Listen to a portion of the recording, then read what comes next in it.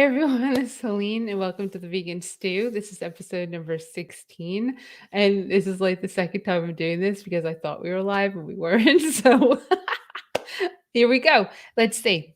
Topic tonight is going to be vegan support or lack thereof, because how many of us, when we went vegan, got crap for it? So we're going to delve into that. And, if you're newly vegan or if you're not newly vegan, it's a good topic for you. So please join us. Remember to put your comments or questions in the little box and we'll definitely address them.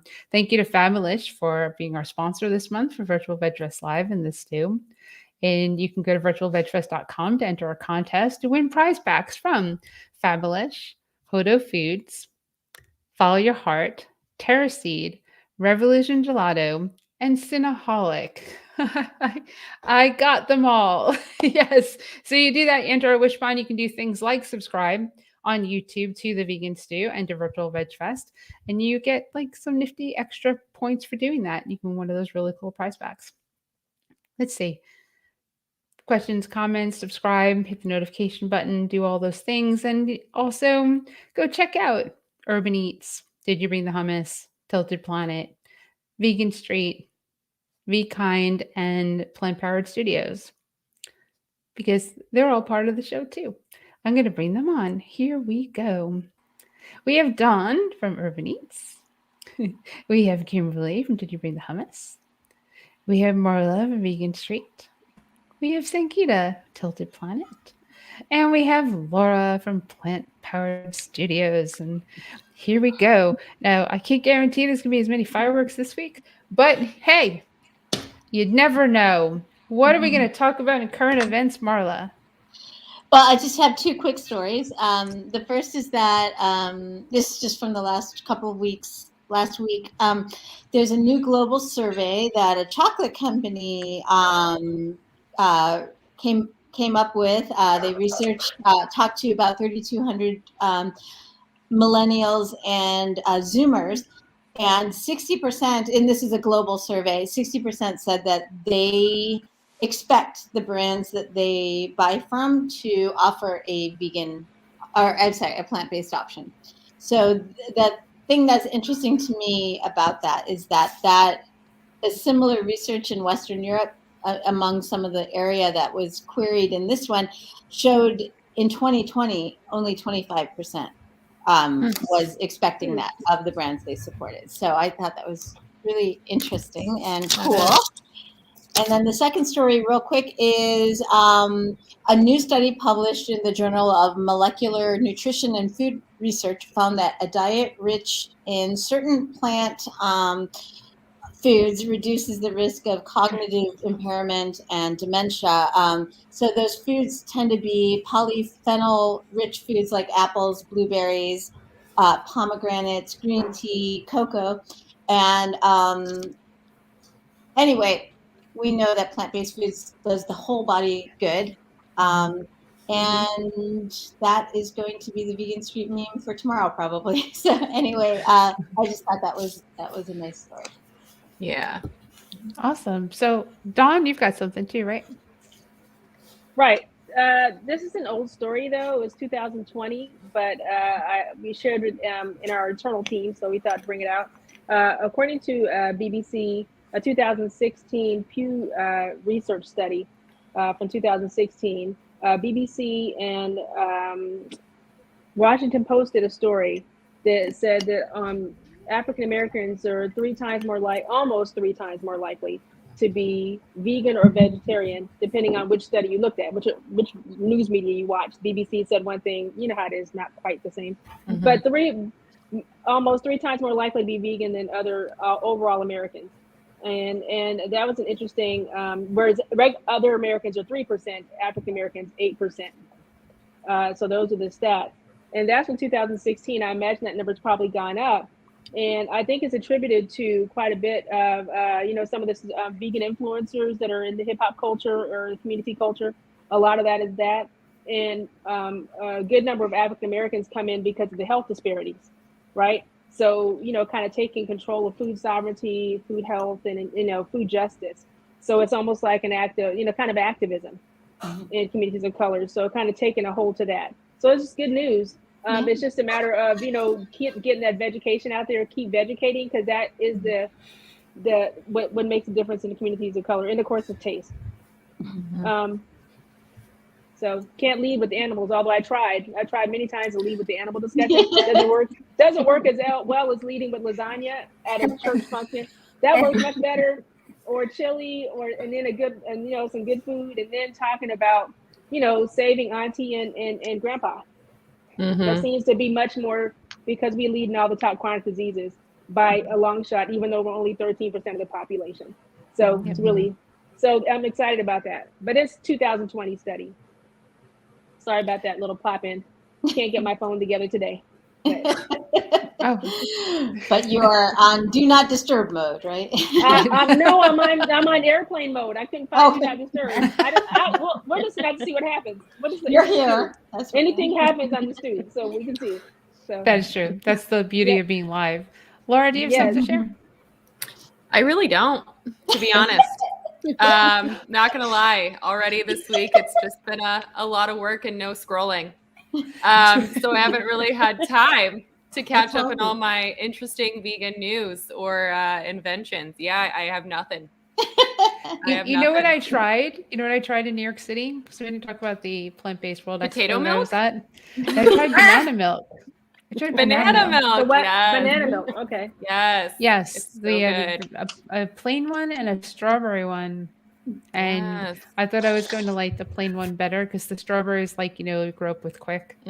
Well, Yeah. I grew up with quick. And I never ate strawberry quick. But Yeah. the strawberry one was actually better. Yeah. Than the I plain like one. dipping vanilla wafers in banana milk. Amazing.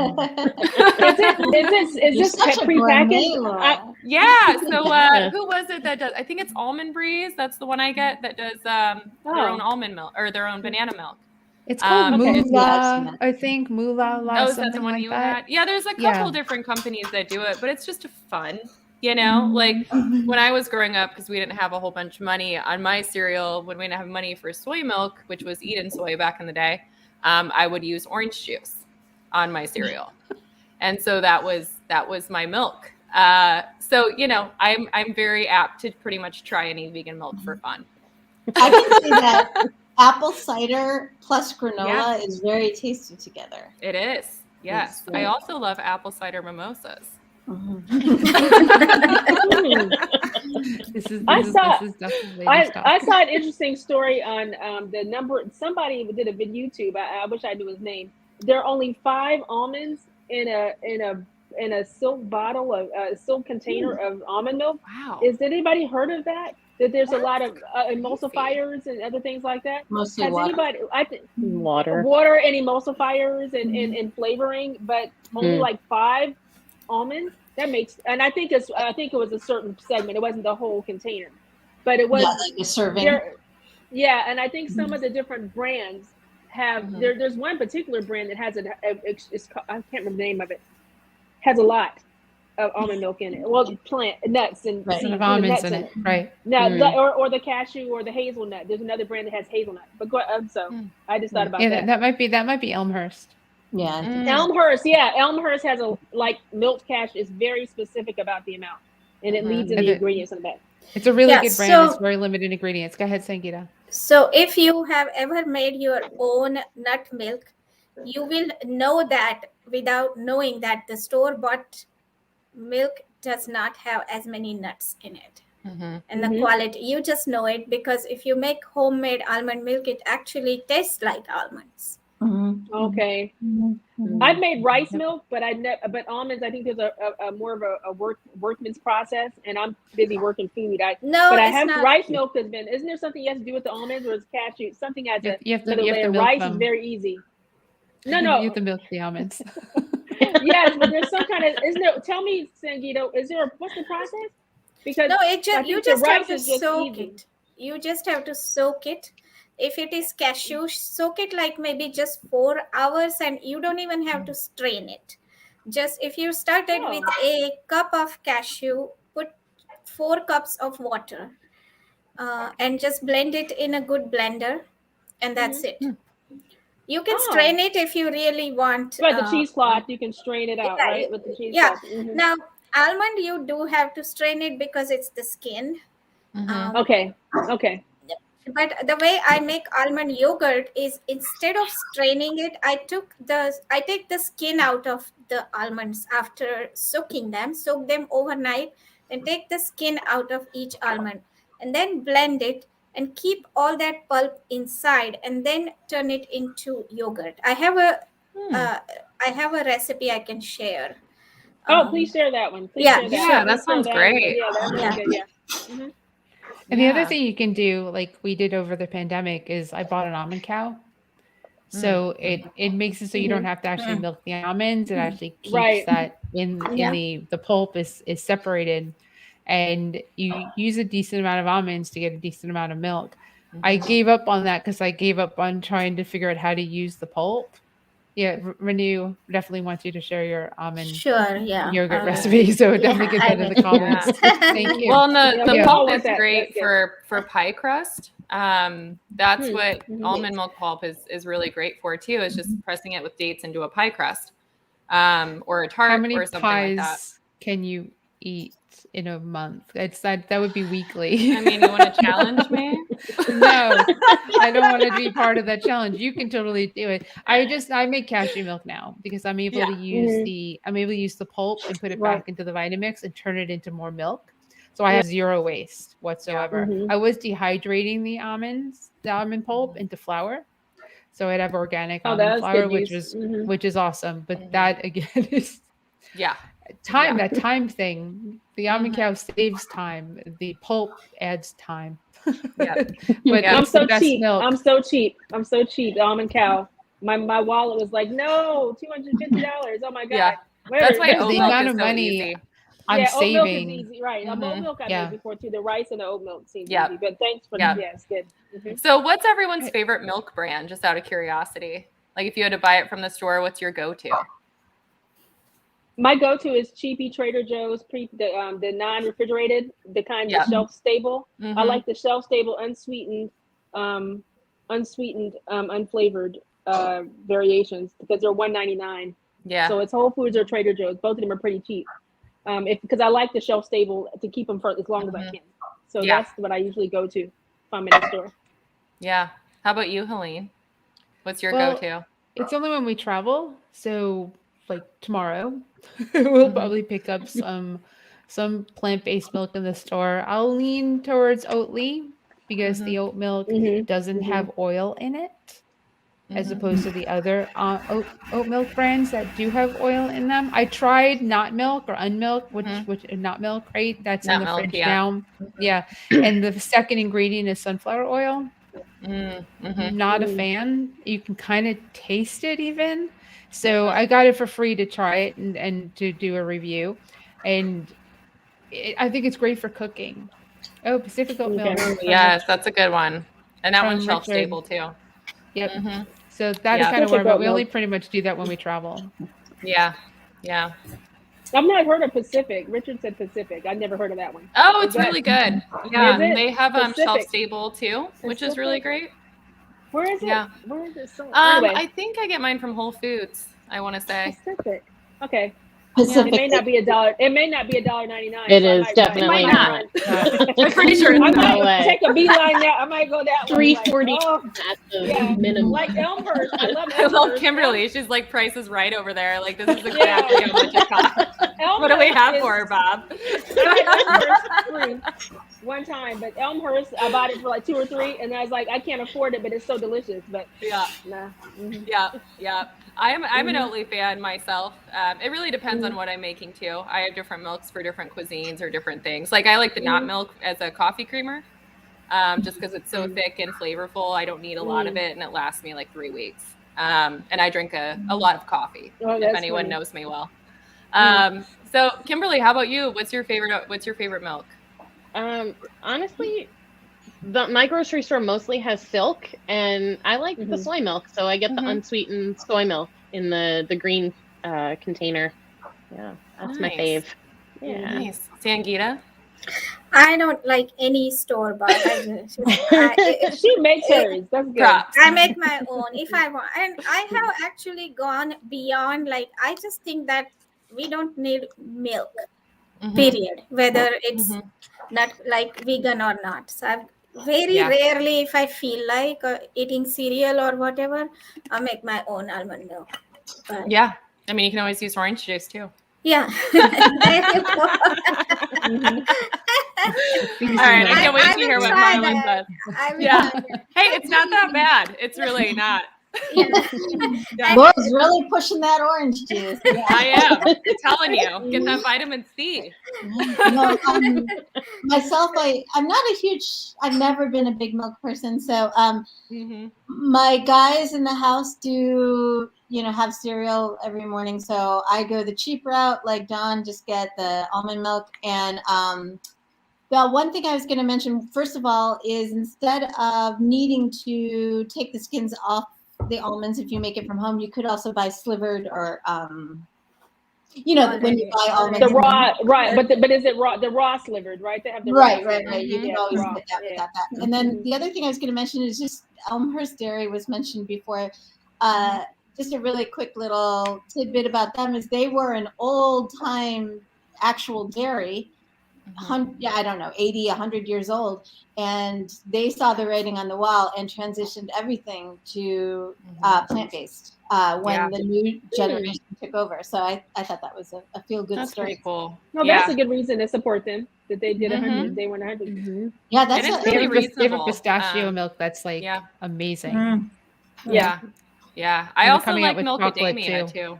Oh Yeah. yeah. Yeah. Oh, I can't find that often, but when I do, I The get it. macadamia So Elmer's. good. Oh, Yes. it's so good. Oh, Yep. so good. Oh, yes. Yeah. We have gone off all the way to the plant. Hey, vegan milk's We're a hot not- topic. We're talking about milk or orange juice. knew? And just so everyone knows, like, this is what our conversations are like when we're not live. This is what happens. Here's a little insight for you. Let's see what Renew has said. My husband and I have recently become vegan. Oh, congratulations. I feel a difference in my body and energy level. I agree with Sangeeta that we really don't need milk. I make almond milk at home and use coconut milk for a few recipes, which I buy from the store. Well, then you might be the Coconut milk, perfect person, Renew. Yeah. Like, what did people say to you when you decided to go vegan? Because our main topic tonight is support or lack thereof when you decide to go vegan. Because what happens? I can go back to when I decided to go vegetarian, and my brothers were like real dicks. They were like, "That's not gonna last. There's no way. You don't eat any vegetables." Because Kimberly and I are very similar in that way. We did not eat pretty much any vegetables when we made the decision to go vegetarian so long ago. And I just learned to like vegetables, not all vegetables. You don't have to like every food. Just so you know, I get a lot of crap still for not eating mushrooms, but you don't have to eat every food on the planet in order to eat and eat well. Just saying. So I want to hear what everyone has to say. Like, what kind of crap did you get? And what kind of support do you have now? I'm very thankful for a partner that is incredibly supportive. However, I have been with ones that have not been incredibly supportive in this. And it makes it a bit harder when that happens. So who wants to go? I don't see any utensils. I forgot mine, so I'm gonna raise my remote. It's been one of those days. Mercury retrograde's fun. So I think what's interesting, so one of my good friends, she just recently transitioned about almost a year ago. And when she says things, it kind of triggers me about things that people have said to me. And one thing that I find is said to most people, and especially people that have a partner or, a best friend or family member that isn't doing the journey with them, it's, I wish we could eat together. And it's such a crap way of saying it because you're still eating with them. You just might not be eating the same thing. No. And that is such a frustrating thing for a vegan to hear. I wish you could just eat with me, because it's just, how are you supposed to respond to that? It's just it's a hard thing, I think. That's a big one for me, at least. Kimberly. Yeah, I was dumped by a guy because that was his reason. Years, and I was a vegetarian then, so like we could still go have pizza together or something like that. But he was really hell-bent on us sharing a pork chop, and I don't know why. But we were getting along so well, had no idea. I mean, I knew he was in food, but yeah, the one day he was like, exactly that. I wish we could eat together. And I was like, well, we do. And he's like, no, I want to be able to eat off your plate. I want you to eat off my plate. And I was like, why? It's my food.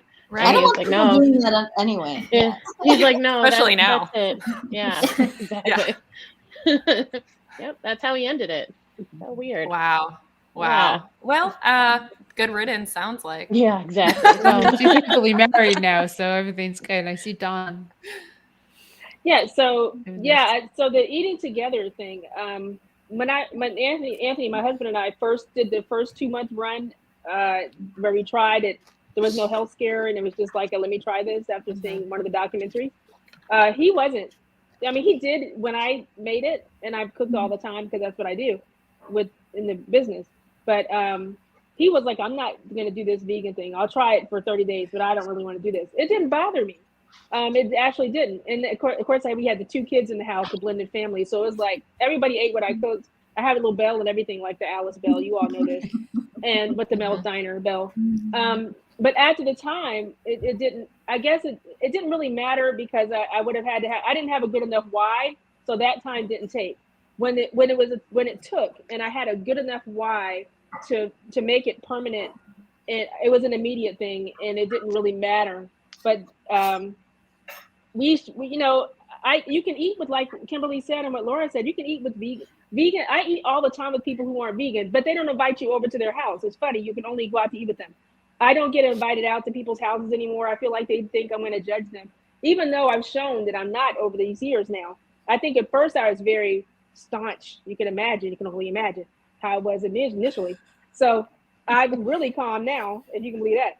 So it's just like you go out to eat with my sister, for instance. She eats chicken, she eats everything, even though she has health issues, chronic diseases. And I don't say anything because I've already said it. So I think it's just a stereotype. They just have a stigma in their mind that you're going to say something that you're not saying. And sometimes it reminds them that they're doing something that's not healthful in the cases of people I've been around. So that's kind of the pushback I got. They don't want to eat with you. So I got the same thing, but not in the same way as Kimberly did. And kind of similar to what Laura got, this idea of I can't really eat with you, but they just didn't invite me over. Like they have dinner party and you really don't get invited over. And sometimes you do, but it's like crudité with a vegan ranch, with the ranch dip in the middle. Mm-hmm. Yeah. I don't know. It's like you're the smelly kid at school, that nobody wants to play with. And nobody tells you. It's like, you just, nobody tells you that. But right. Anyway, it didn't affect my desire to be vegan, but it was one of the crappy things that happened. Mm-hmm. One of those things that you're like, I'm trying to help welcome you in. I'm not trying to judge you, but you have to prove that you're not trying to be judgy. You have to almost prove it. Yeah. Because otherwise they think automatically defense, generally speaking. And you're automatically judging them and you're at a moral high ground. Mm-hmm. And it's not true for most of us. But at least this group. It's not true for us. But right. I mean, insisting on being a vegan among omnivore is the loudest statement you can do without saying a word. And that's what people are reacting to when I don't even have to say anything. People bring it up because it's their conscious that, that just starts to mess with them.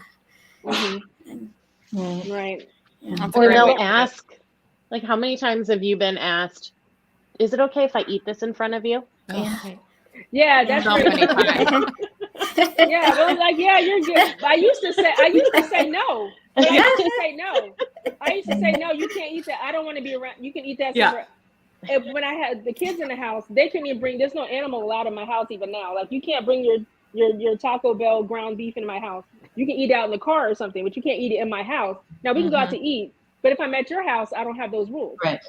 But in my house, those are the rules. Those are the rules, as they say. Yeah. Plus, I used to get it a lot historically. It's not going into my body. I was going to say it's not going into my body, so it's not good. But the one thing that I absolutely refused. I turned my house vegan after having game nights with all different people, and they brought over roasted rotisserie chicken and would eat that in front of me.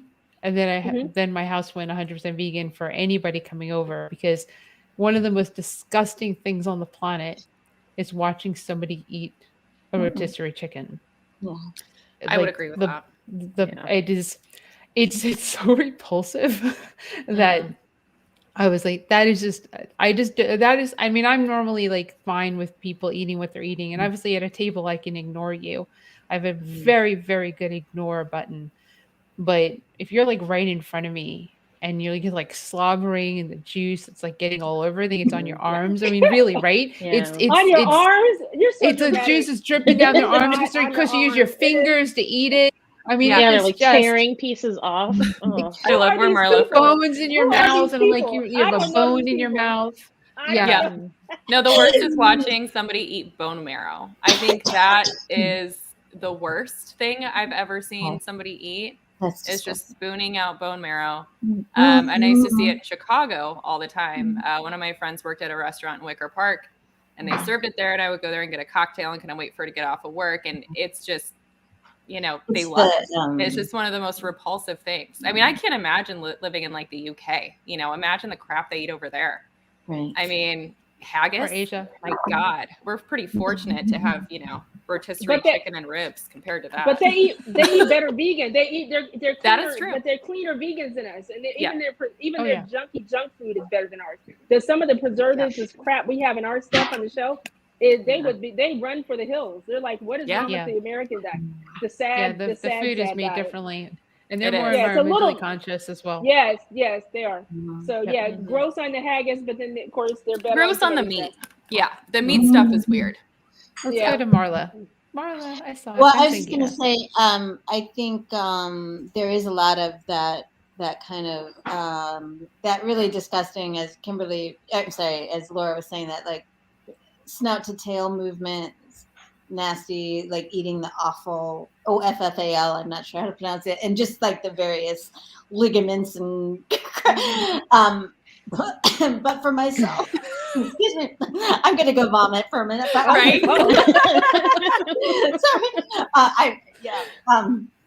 For myself, it's easy to detach when there's not bones involved. When it gets into that like bones being piled on a plate thing, that's when it starts getting real gross, and it's not a judgment. It's just, it truly is an aesthetic, disgusting, it's a response of disgust. It's not a response of disgust at this individual. It's just like, this is a corpse that is slowly, being put on a plate and, devoured in front of me. It's gross. And so for whatever reason, people are very afraid of being judged. Judgment is one of those things that really scares people, like in a fundamental, like they're and I don't fully understand the psychology of it, but that's part of the reason why people are so defensive about us. Whether we say anything or not, we represent that. So, Yeah. Sangeeta. I think it's. Oh, go ahead. Wait, Sangeeta next. Go ahead. I'm sorry. Yeah. So I think more than what people will say, more than that, what's important is how we react to it. Because they have said whatever they have said, most of it is out of ignorance or guilt. But how we react to that will decide what happens after that. And I have learned it the hard way, is if you are eating and you're just, people are making comments about your being vegan, just let it go at that time. I think that's, in my opinion, the best way. And then later on, you can follow up indirectly or directly, but not say anything when everyone is eating. I think it is a good approach. What do you guys think? What do you girls think? I think that that's a very good point. Because we feel this way, and because there's almost a duplicity about veganism, because you are kind of judging, but you kind of have to hide the judgment, but you want to be not judgmental. There's this whole thing because the second they already think you're judgmental because there's defense, and then you really are judging because you're thinking about their health, you're thinking about the environment, thinking about the animal, whatever boat you came in on, or whatever number of things. But you can't show it because of what Sangeeta says, because there's already a defense system up, and you can't react because then you're going to turn them off, right? So you want to, and then you can't talk about it like Sangeeta said at the dinner table, because I've been at holiday tables and it's almost like a trap. So you're at the holiday table and there are 10 people at the table, you know, pre-COVID, where you can have 10 people at the table, and then you're at the table and they say, why are you vegan? And, you know, or, you know, what's this vegan thing? Why do you know? If you answer it there, you're going to turn off 7 people that didn't ask you, or 8 people. And that's not the way you want to present the information. So like Sangeeta said, you say, you know, it's better for the health, better for the, you know, I'd love to talk, better for my health. I feel great. Let's talk. I'm happy to talk to you after we eat. I learned to do that because that really worked. Because if they're really interested, they'll follow up, and everybody's not tense. Nobody's tense anymore, because the other 7 or 8 people are tense because you're about to answer a question while they're eating the very thing you're going to talk about. They don't want to deal with it right at the one person had a question. So I agree with Sangeeta. It's just a matter of timing, and just, you know, pulling people that are really interested will talk to you to the side. Everybody's curious, but don't. It's a trap. It's a trap. Don't do it. You know. All I think of is Star Wars when you say that. Yes. It's a trap. Yeah. I really like what Renu said here too on a few things. You know, one, the first thing she was talking about was her kids. You know, she just made this transition, and her kids don't get enough nutrients from, or they think they won't get enough nutrients from veggies and fruits. I would love to hear, I mean, I've been on the child side of it, but I'd love to hear like Marla or Sangeeta. Did you guys deal with this? Dawn, I don't know if you have kids or not, but yeah, I have 2 kids. You did. 2 grown so kids. did you deal with this too? I'd love to hear your guys' thoughts on how you dealt with that on the parenting level. Well, my daughter has been vegan since conception, and she has not known anything differently. And she's touch wood, she's healthy, happy, just a normal, just turned teenager. And she has had occasions when she could have chosen to eat something not vegan, but she chose not to. And I can also see the difference between her health and her peers' health and her energy level, and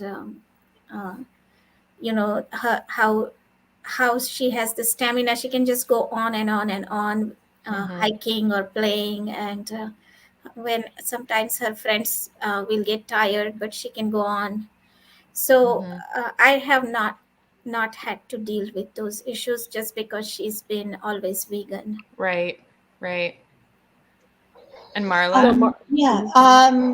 Yeah, my son too, vegan since conception. And, you know, when I was expecting my son in 2002, there was just a lot less support and information. It's just, it's much easier now, I think, to plug into stuff. But I had his pediatrician was someone I really trusted, and she wasn't vegan herself, but her attitude is, as long as he's thriving, we're good, you know, and, you know, reaching the different benchmarks and all of that. So I think a lot of it depends on finding a physician who is educated and supports your decision, doesn't come in with all kinds of ridiculousness, you know. Right. So one of the things we did too for my son, this is not the health angle as much as like the emotional and mental health angle, is we created a vegan family network for him when, or not for him specifically, but for our community when he was very little. And so we had monthly potlucks and special events for holidays, and, you know, like a big old Halloween party and Thanksgiving, where they got to eat all the food. And that is so cool. I think that was really important and such a good part of, you know, his memories now as an 18, 19-year-old. So. Yeah.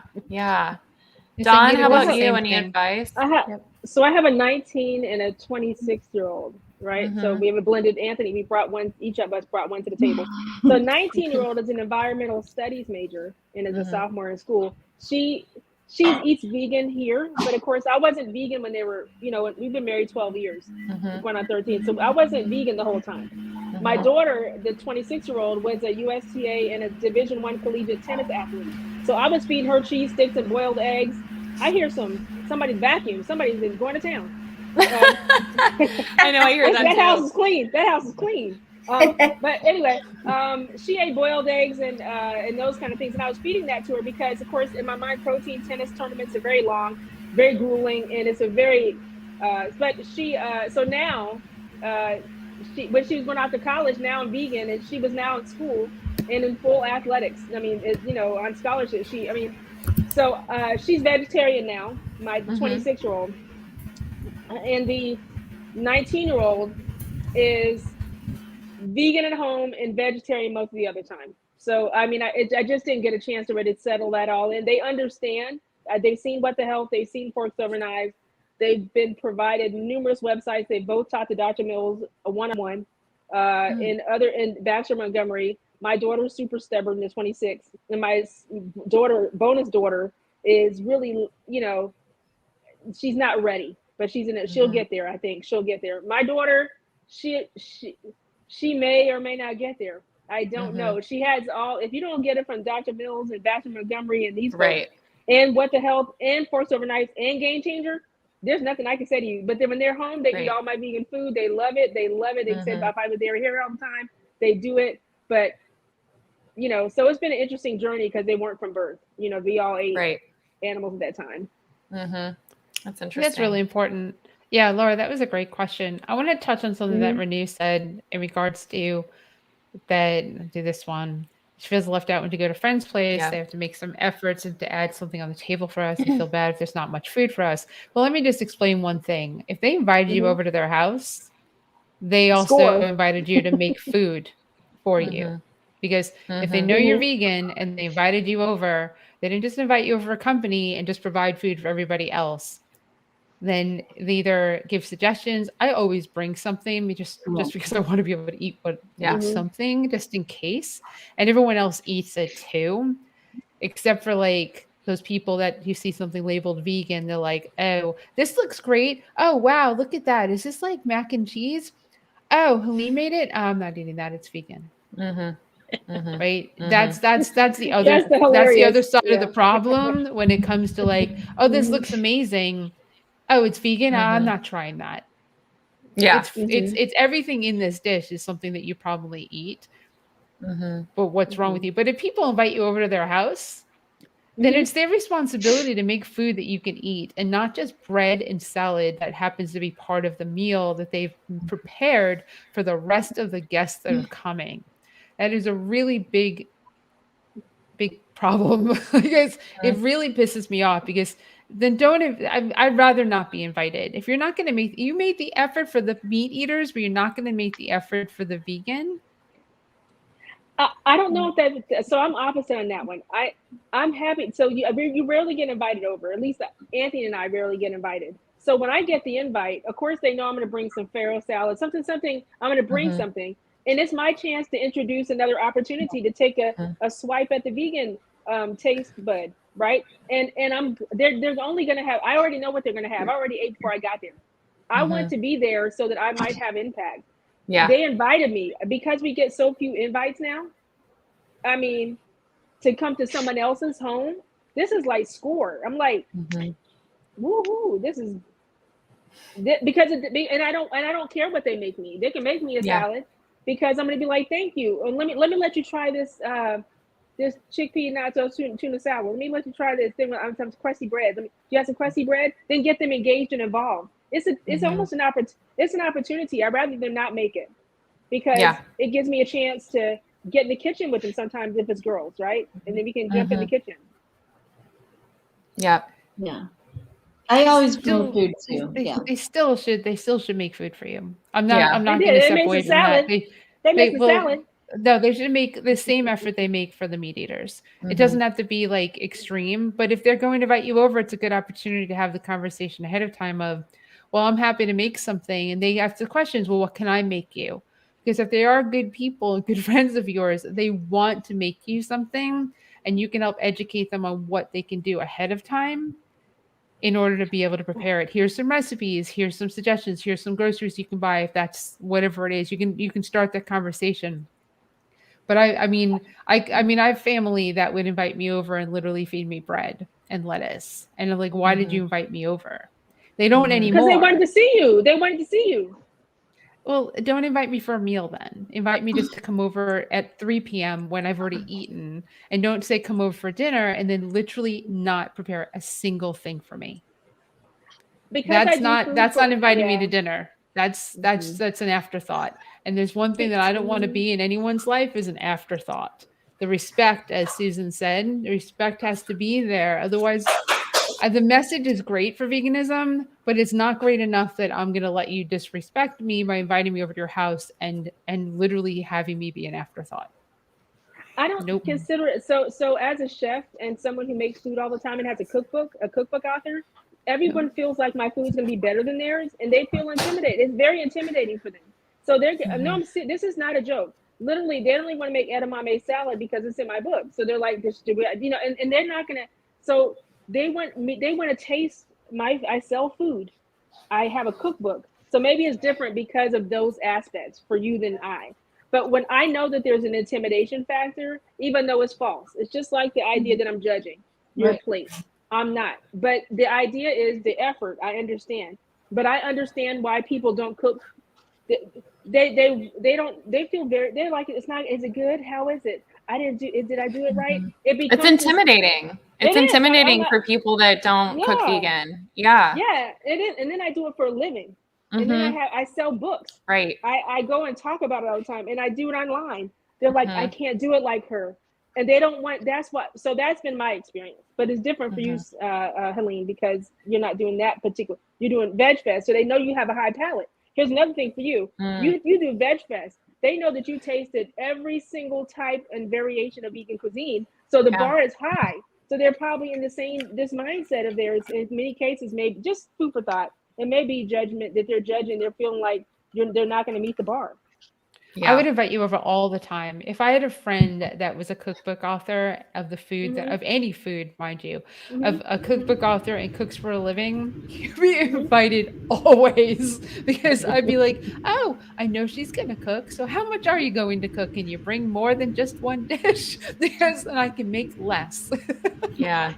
But I like what Dawn said too, where you get a joy out of them trying it and tasting it and enjoying it and not really realizing that it's vegan. That's the joy that I get from bringing food, like holidays, Christmas barbecues, especially getting people like, even though it's not like the best, I love my black bean burgers that are made from scratch, but I'll bring over Beyond Burgers just to get them to eat something different.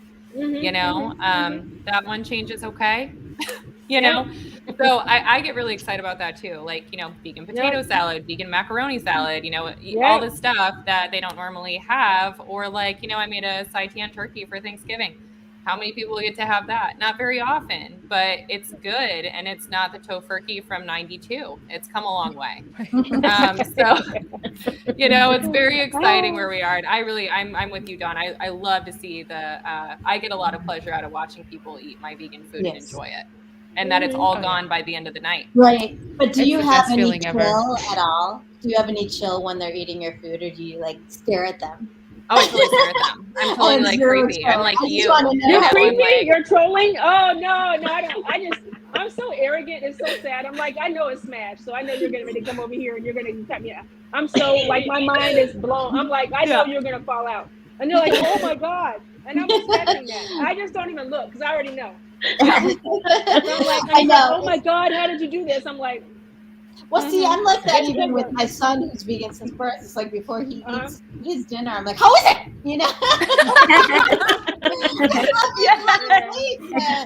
I get very like clumsy about that. Yeah, I'm the same way. One thing I was going to mention is one little trick I used to do when my son would be invited to birthday parties, and before the internet where people could spy on before Facebook, where people could spy on what your likes and dislikes and stuff like that were, is I would just reach out to the host family and just say, hi, we're a vegan family, thank you so much for inviting my son to the birthday party, what can we bring?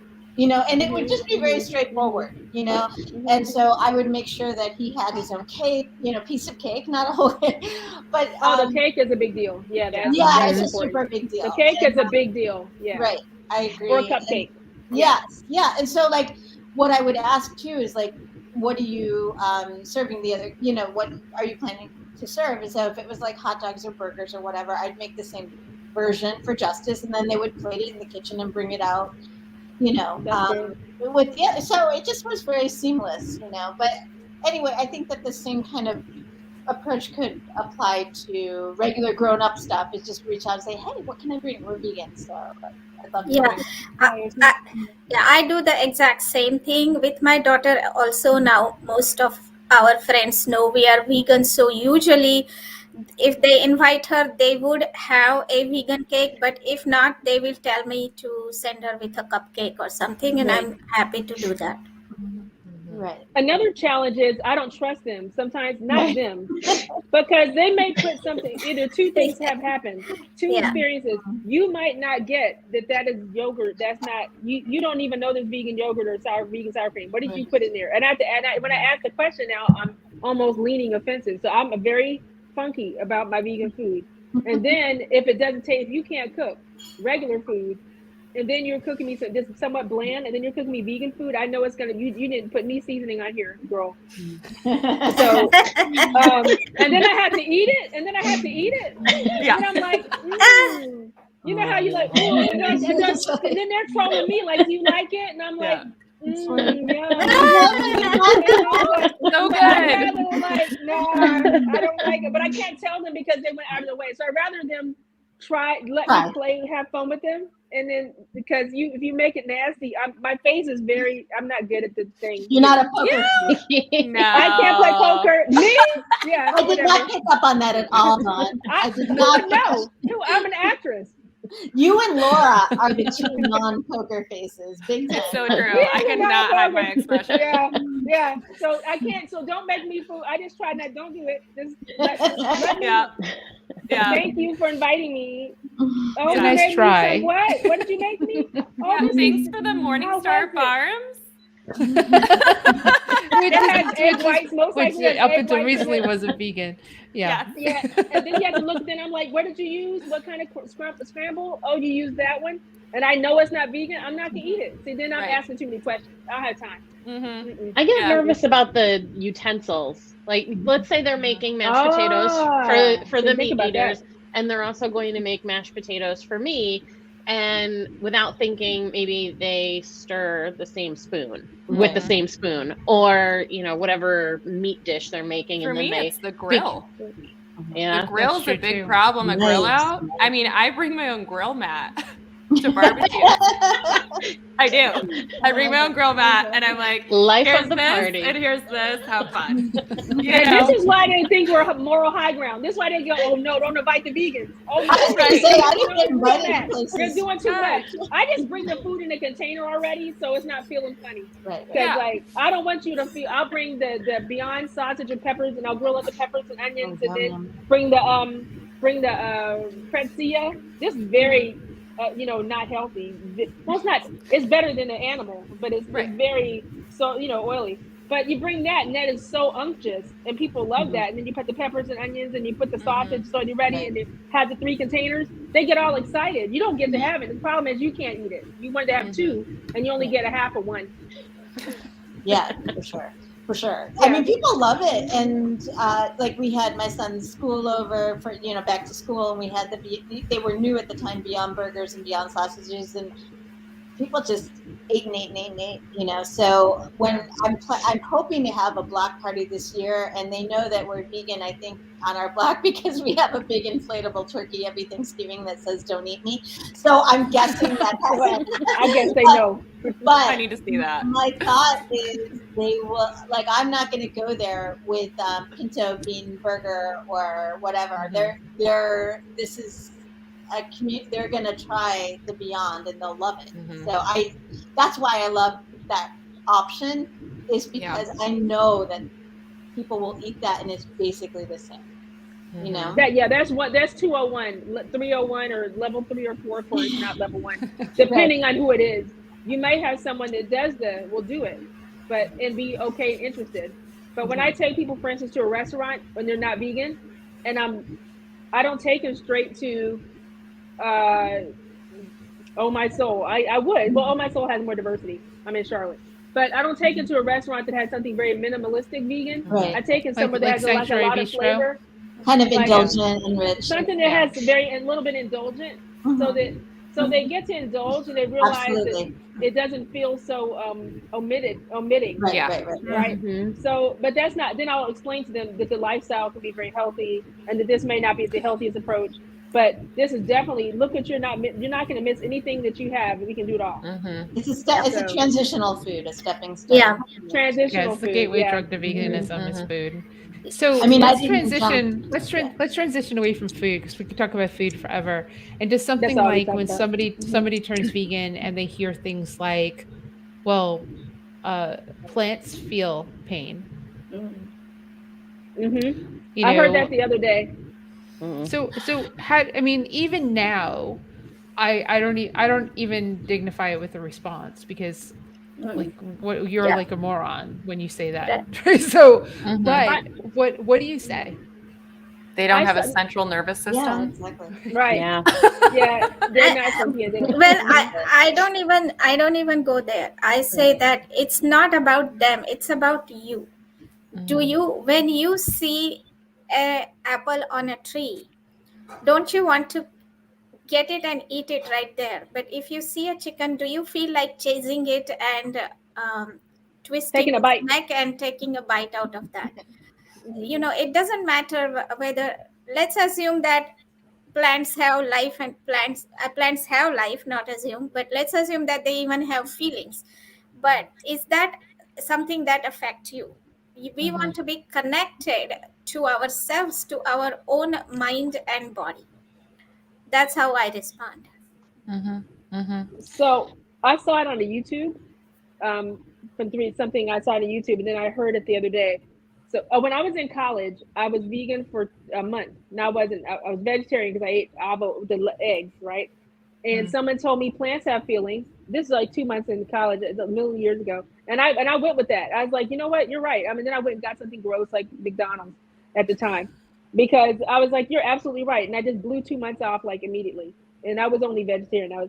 But it depends on your audience, right? So if it's a church going, if somebody churchy, I'm going to go Genesis 127 and 128, 127 through 29 or something, and talk about, what God said about that. If that's a Christian person that I'm speaking to, if it's someone, that's immediate. And then of course, if it's somebody logical, I go with what Laura said, which is it doesn't have a central nervous system. It doesn't, and then of course I go by the colors, and I can talk about the colors and how they're trying to attract you for not only to eat, and that they're healthful. Depends on who I'm talking to. Yeah, it always depends on that. I don't have a scripted answer for each one, but I do try to address it so that they don't think so they understand that there's something more to it. But it's nothing wrong if you ignore it, but I try to address it. Marla? I tend to say, like, if it's in person and you can discern if it's a legitimate question, rather than an online troll. Like if you're genuinely curious about this, I'm happy to discuss this with you. And but if it's some rando just trying to poke, that's not worth our time. You can. Right. I mean, one thing that can be helpful is It's a troll. Yeah. It's a troll, which a lot of times it's a troll thing to say plants feel, right? Right. And your husband is made probably the best comment ever. I don't know if you saw it, but if someone tells me plants feel pain, I say That's you pretty must really great. feel sadistic when you mow the lawn. And mowing the lawn, and actually raking leaves. It's mowing the lawn I get because height and lawn and everything and snakes and all that. But raking leaves, don't do it. Because you know what's in those leaves? A whole ecosystem of insects that need those leaves to be there. So just leave them alone. And you know what? Everything's fine because we don't rake leaves. And our grasses, those insects, and for the birds and the whole like Mother Nature, planet Earth, animal system, we do so many things to screw that up. If we're going to go into environment, so many things to mess with it, and there are so many things. I mean, who wants to go rake the leaves? You know what? Don't do the minimalistic things you have to do to your lawn. Please, no chemicals. I hate when neighbors put the chemicals on their lawn. It not only harms the whole environmental aspect of your water, the air, the other animals, your dogs walking, getting on their paws, the cats, all Well, the and the insects. microbiome in our soil is dying. That's the Right. biggest problem. Right. Yeah. Yeah. One And the of- other thing I like to say too to that point is if you kill an animal and it lays on the ground, what happens? It decays. If you eat an apple core and you throw it on the ground, it's going to grow a tree. Mm. To me, that tells me which one I should be eating. Yeah, and one Well- other. Mhm. Go ahead. No, go ahead, Sangeeta. Sangeeta. I talk. Well- go ahead. One other thing that a lot of Indian people say, like plants have feelings, like kind of thing, is cows have too much milk. Mm. Mhm. Yeah. I also And- hear pesticides are on vegetables. Yeah, I hear that. I get that too. too. That's a huge one. And I'm like, okay, how many troughs and gallons and millions of gallons do you have to eat of that to have any impact? Right, All but of that- also right. the animals they're eating have eaten that, so it's Right. not Right. Yeah, That's right. yeah. Then there's Yeah, the that- counter argument. Right. Right. With that. Yeah. Yeah. So, Sangeeta, what do you say to those people that say that cows have too much milk? Honestly, I mean, that is a level of ignorance that I just don't. I just was so curious to hear your comeback. Sangeeta Eva. always come back. Sangeeta always says ignorant. That's a level of ignorance. I'm not Yeah. answering that question. Yeah, That's I'm her sure go-to. the cows That's agree. her go-to. They know Too nothing. much, too much milk because you took their calf away that should be drinking it. Because once the baby doesn't eat it anymore, guess what happens? The milk dries up. Because are you in a relationship with a woman who's had a kid? I mean, do you not understand how milk is produced by a No, they mammal, by a female? That's the thing, Helene. They do not understand. They think cows always give milk like Right. like fruit grows on a tree. They think that cows always give milk. Right. Even I did not make that connection until I became a mother myself. Yeah, just pop your breast out and squeeze it and see if anything comes out of it. Right.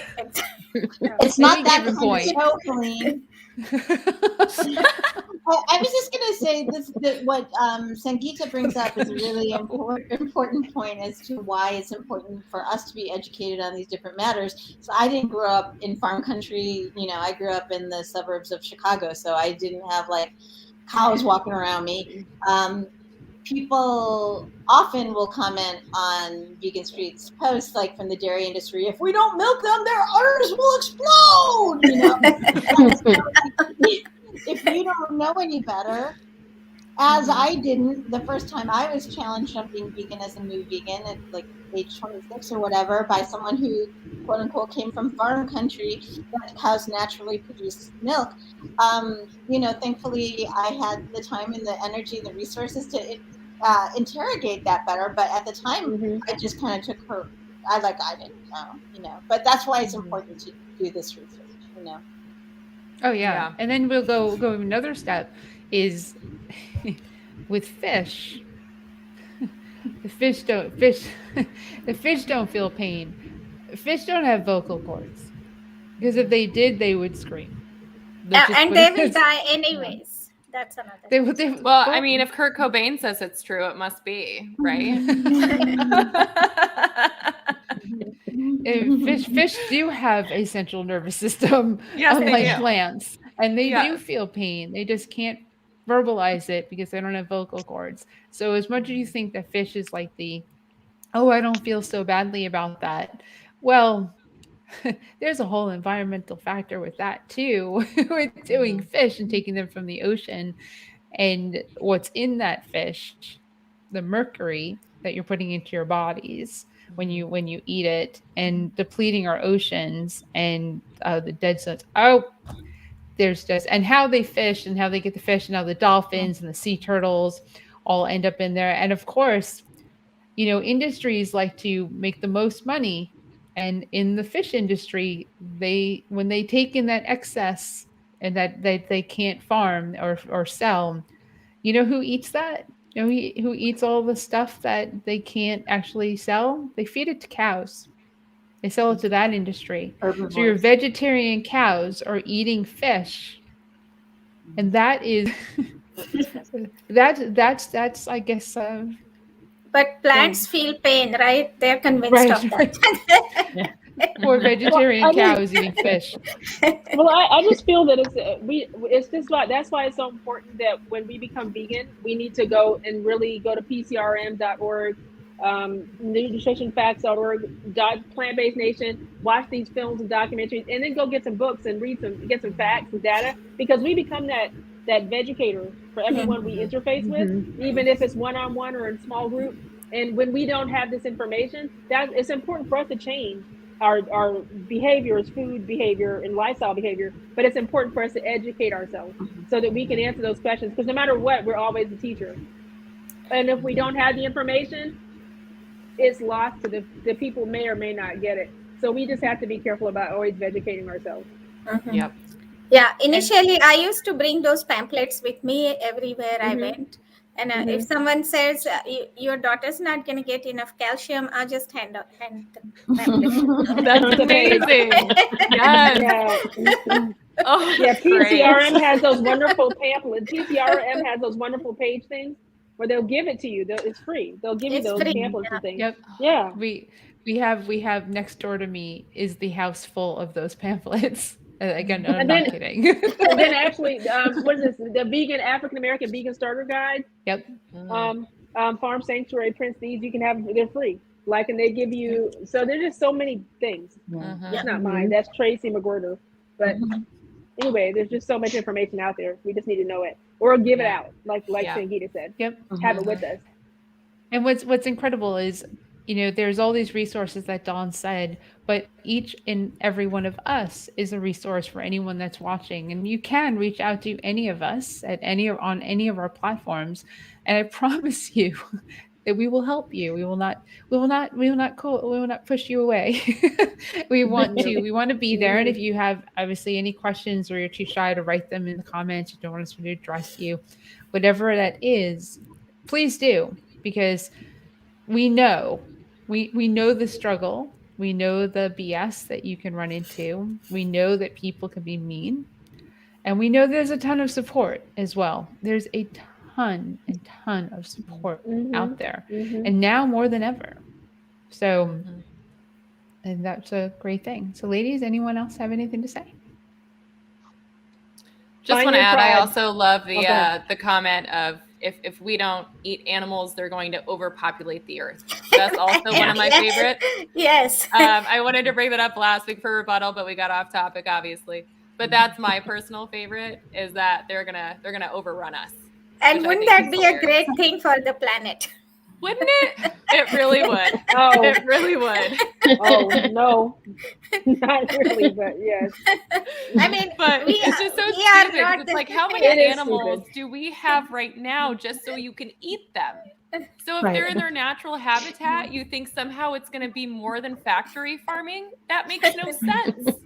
Well, if you It did, just- getting rid of factory farming removes the overpopulation of animals, and 70% of the the land is for animal grazing and livestock. Yeah. So exactly. humans live on 30% of land. I mean, at this point. Yeah. So it's craziness. But Yeah. find your More pe- vegan environment. There's the Mhm. ethical vegans. You got to find your tribe in veganism. Right. Important to That's have what a I say. support system. Mhm. Yeah. Yeah. Even if it's not your family, and it could be a good friend. And Right. a lot of people live in places where they don't know any other vegans. I mean, Kimberly Yeah. was one of them, even though you're in New Jersey, which I still don't get, but they were there. You just didn't find them. So Yeah. people live in like these small cities where, like towns, not even a city, a small town, where they just Right. they made this decision. And then you see the comments on Facebook, I live in such and such, and I don't know anybody else. Does anyone want to be friends? Just be discerning, like you would be with anyone that you want to be friends with, because just because they're Yep. vegan doesn't mean that they're nice Mhm. Yep. Yeah. or supportive. Just Or- you Really vegan. Mhm. Yeah, and Continue. most likely your supports will not come from your family. You Mhm. have to find it someplace else, and online or offline. Or at the stew. agreed. Yeah. We're at the Yeah. stew. There you And go. the stew, yeah. We'll be your support weekly. We'll be here with you, except for the first Wednesday of every month. Then you can look at Coach Kayla, and she'll support you too. So, all right, ladies, I'm gonna put you in the green room and close out this show. You're all amazing. Bye. So here we go. It's by Dawn, by Kimberly, by Marla, by Sankita, and by Laura. Well, thank you once again for watching The Vegan Stew. Like I said, we just closed with, we are here every Wednesday, except for the first one at 7 p.m. Eastern Standard Time. On the first Wednesday of the month, it's Coach Kayla, and she'll talk to you about nutrition and dietitian and all that. Susan, thank you. Well, thank you, Susan, because you are one of most of avid supporters of everything that we do. So we love you very much. And Renew, thank you. It's good to see you as a new person is well, at least writing this week. So, and if you need anything, let us know, because you're on a new journey, and with the kids not wanting to do it, just cook good food. Cook good food. That really helps. So if you don't know how to cook, like, I don't know, get one of Dawn's cookbooks so she can reduce some recipes. That'd be amazing. That's right, urbaneats.com. So we will see you next week with some topic that is called, it's episode 17. Next week, it should be something around vegan jobs and balancing your work with your ethics. And that will be Kimberly hosting, which would be great. We typically keep our topics, maybe not. We'll just kind of see what next week happens. And subscribe to The Vegan Stew on YouTube. Please hit the notification button so you know when we go live. We really appreciate your support and helping to grow this. And virtualvegfest.com, into the contest there, hit the little contest tab, and be kind. It's kind of how I ended the show. Probably need to get a mask, a backup here, so that wear it right over your nose, under your chin. Not a single layer cloth mask, because that's how we progressed in 2 years. I think you need to wear like a really good mask and get vaccinated and get boosted, and be kind and considerate of not just the planet and not just the other animals that share the planet with us, but the other humans that we share it with too. Because that is, I feel, and also an important part of being vegan: the animals, the planet, the other humans, and your health, because we all love talking about food. We will see you next week. Have a good one. Bye.